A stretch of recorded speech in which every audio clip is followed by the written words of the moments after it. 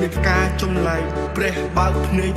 ក្រោយពីលោកផ្ទុំឆ្អែតធម្មជាតិគឺជាខ្នើយកើយឲ្យផុតពីថ្ងៃស្អែកថ្ងៃស្អែកមិនប្លែកឡើយមនុស្សទេជាអ្នកប្លែកចាប់ផ្ដើមពី1ម៉ែត្របែកទៅរាប់គីឡូចាប់ផ្ដើមពីដើរហែក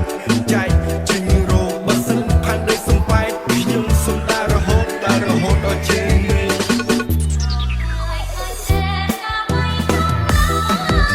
ឃើញហើយផ្កានេះមានពឹស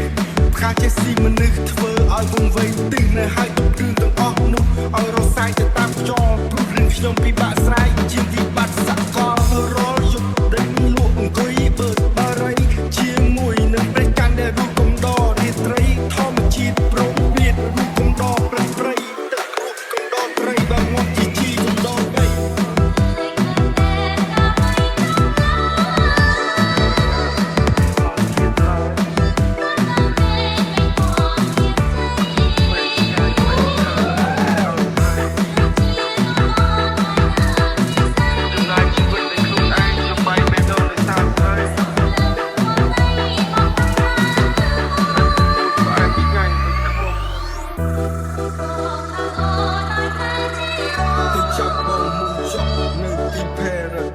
បើមុខម្ដងទៀតស្ថិតថាអូនស្រស់ស្រាយទូកបងមានស្នាមតែលើស្បើឲ្យតែអូនសាក់ដូនសាក់ឡើងណាហើយអូនក៏ស្បើមកនេះបិទតែជាស្តាប់អូនមាននរណាជាលីអ៊ូស៊ីទេ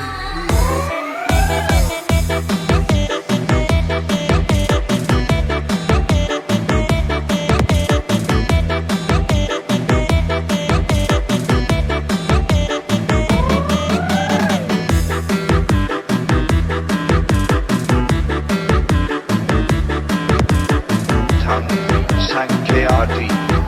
and DJ Panda.